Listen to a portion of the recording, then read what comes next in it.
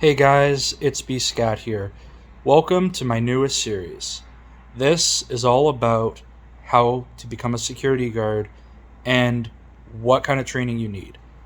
A lot of you know, who actually know me personally, I have worked in the security industry since I was 19 years old. Almost 9 years now. Long time.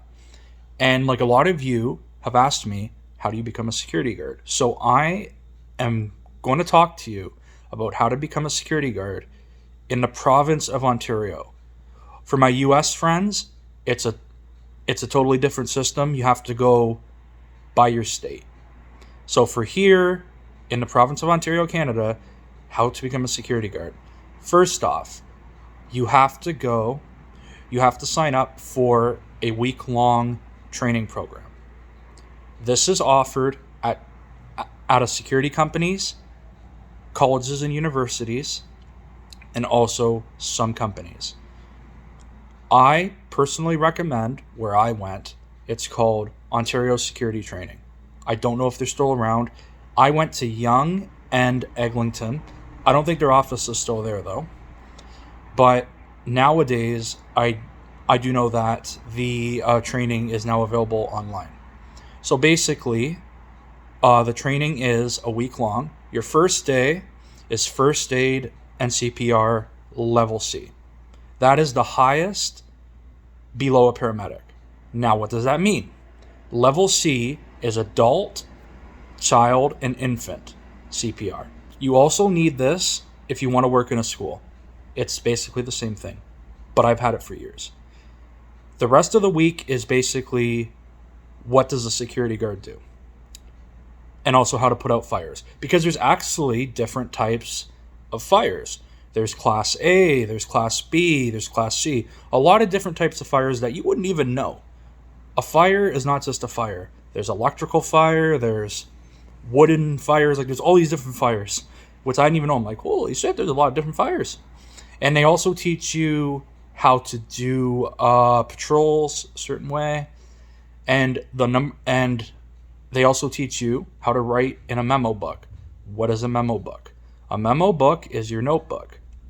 All security guards are supposed to write in them, I believe it's 15 to 30 minutes. Let me know if I'm wrong. They always change it. You have to write in there every 15 to 30 minutes. I did this. I did that. And you also do reports as well. So like let's say that there's an incident on site, you do an incident report, or there's also daily logs, because like your security company is hired by a client. You may see the client, you may not. That's why you do daily logs. So then the client knows what you did. I walked around. I saw a homeless person sleeping and I asked them to leave. It's basically telling the client what you did. Your memo book is not seen by anyone. It can be by your supervisor or by your company.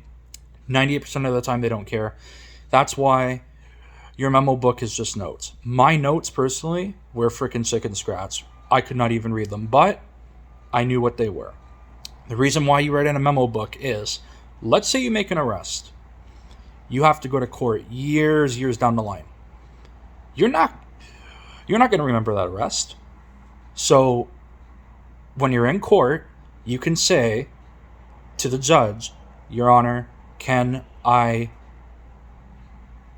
go back and read my notes? He or she will obviously say yes, and then you can say, Your Honor, blah blah blah blah blah, I did this because of this, and then So basically, your memo book is your saving grace. Personally, though, I'm not calling anyone out. A lot of security guards don't even write in their memo books. I don't agree with it. Now, honestly, I didn't write in it a lot because, honestly, folks, depending on where you work, it's not like in the movies. A lot of stuff does not happen. It depends on your site. I personally worked a lot of event security. I will get into this in future episodes about where I worked, stories that I have. But if there's not a lot going on, I didn't personally write in it. Yes, you should, but if there's nothing really going on. Anyways, so let's move on. So every day when you walk into the classroom, you have to write your memo book. Now, your memo book, I believe, my instructor said every 15 minutes, every 30 minutes. So like we would basically write, we did this, we did that today, blah, blah, blah, blah, blah. And yeah, now they also teach you how to put out fires, as I said, crowd control, things like that. Now, they do not teach you in this week-long course, and I completely disagree with it, use of force. This will be a whole other video, but like I am going to actually touch on this now. Use of force is basically how you arrest people, blah, blah, blah, blah, blah. I tell all my security guard friends this, even friends of mine. If you do not know how to make an arrest, do not make one. Even though you can make a citizen's arrest, unless you are trained, unless you are certified, don't bother. You will get sued. If you hurt that person, you're getting sued. I am certified in use of force. That means if I go back into the security industry, I can carry handcuffs and also a baton. That is a whole other week-long course that you do not take unless your security company wants you to, or unless you want to move up to a higher profile site like a mall, a hospital, blah, blah, blah, blah, blah. So this week-long course is basically just about the basics.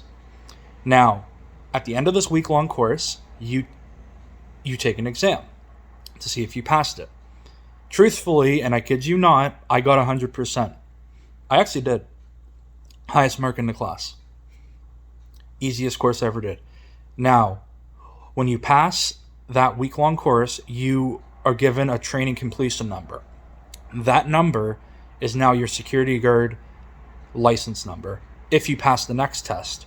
So now you've basically passed like your week-long test. You now go to a driver's test center, yes, I know, and you write your security guard exam, your actual one. It is a multiple choice exam. I believe you have an hour. It's pretty straightforward. But some of the questions on there are pretty shocking. One of them was, I don't know if it's still on there, you're working in a mall. Someone approaches you and says that they have been sexually assaulted in the bathroom. What do you do? Do you phone the police, write a report, or do you do nothing? Obviously, common sense, you would phone the police, you would obviously do a report. But that's what I mean, like, they ask you a lot of these types of questions. If you pass that, you then can apply for your security guard license. You have to go through a criminal background check and everything. Shockingly enough, the price of a security guard license is $80, even to also renew it. Every 2 years, I have to renew my license for $80. That's very expensive. So they accept money orders. They accept, I believe MasterCard. I don't remember. But you can also renew it online now. I personally do not renew it online. I personally send it out to Kingston, the Service Ontario Center, and then they send it to me whenever. It's good so they expire every 2 years on your birthday. If your license expires, you cannot work as a security guard in Ontario. Some companies, I'm not going to name them, do not follow this, and they can get into a lot of trouble. The fines against us, if we break the rules, are pretty serious. We are governed under the PSISA, the Private Security and Investigative Services Act of Ontario. This was founded in 2003 because some security guards did not know how to do their job and they hurt somebody. That's why we have the PSISA. Basically, it says, so this thing too. If you're on duty as a security guard, you have to wear your license on your uniform. And if anybody, public, police, anyone asks you for your license, you must show it to them. You cannot say no. You can show it. You do not have to give it to them, but you have to show it. The laws are very, very serious, guys. They're like $1,000 fines. And people can report you if you do stuff wrong to the private security investigative services branch. They used to be at Bay and Wellesley, where the mall is. I don't know if they're still there. I think it's all online. Anyone can file like a complaint like against a security guard. You just need their license number, blah blah blah blah. It's a very controlled industry, or at least it's supposed to be. Yeah, so that's how you become a security guard. It's pretty straightforward if you know what you're doing. The job, which I will get into in another episode, is not what you see in the movies. It's not what you see. Sometimes it is. It depends on where you work. Personally, yes, I've had some pretty exciting moments, but like a lot of it is not what you see in the movies, is not what you see on TV, it's not what you see on Six Buzz, it's not what you see on all these websites. Oh my god, the guy's getting slammed to the ground. It's not that. A lot of it is pretty boring. A lot of it is standing around. A lot of it is actually getting us actually getting verbally assaulted because we're doing our job. And that's something that and yes, folks, I'm venting now. I can't stand when I see people abusing security guards. Unless that security guard is being a dick, okay, fine. But if he or she is just doing his or her job, do not abuse them, because it is not up to them. We are given orders from management to say certain things like, hey, you can't go in here, you can't go there. It's not us. It's we're being asked to. If it was our choice, we would probably let you go in. So like, let's say you're at a concert, okay? Yes, I know I'm venting now. And you want to go into the VIP area, and you need a VIP badge. So you walk up to me, and you're like, it's my favorite band. I really, really want to go and see them. Please, please, please let me in.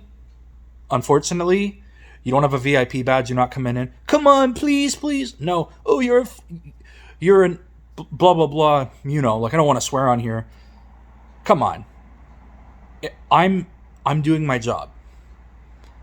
I know how you feel. It's your favorite band. Oh well, don't yell at me. That's why if you go onto any company's website, Walmart, wherever, any employer, you can write a complaint form against the management.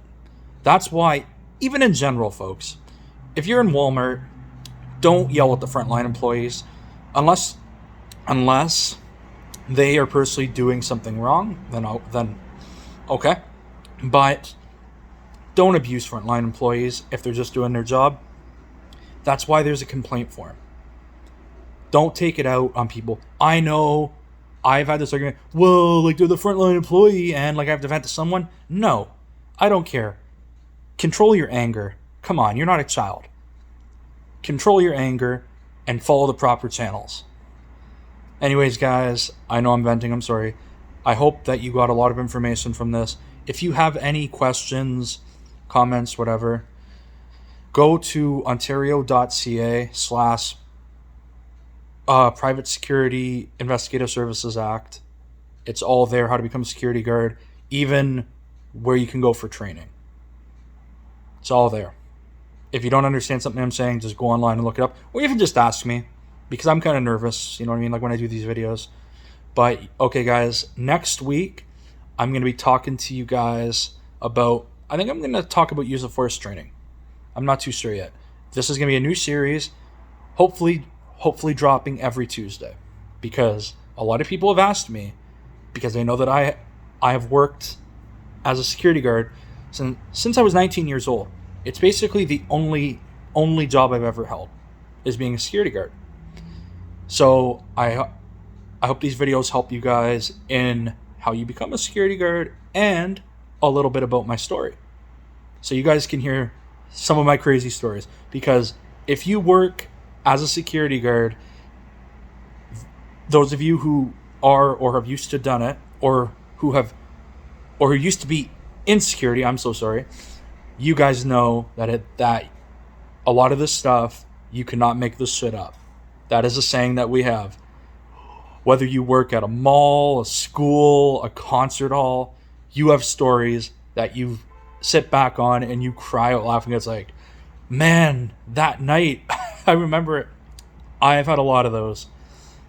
Honestly, you can't make a lot of this shit up. And when you guys hear these stories, you're probably going to roar out laughing like I am thinking about them.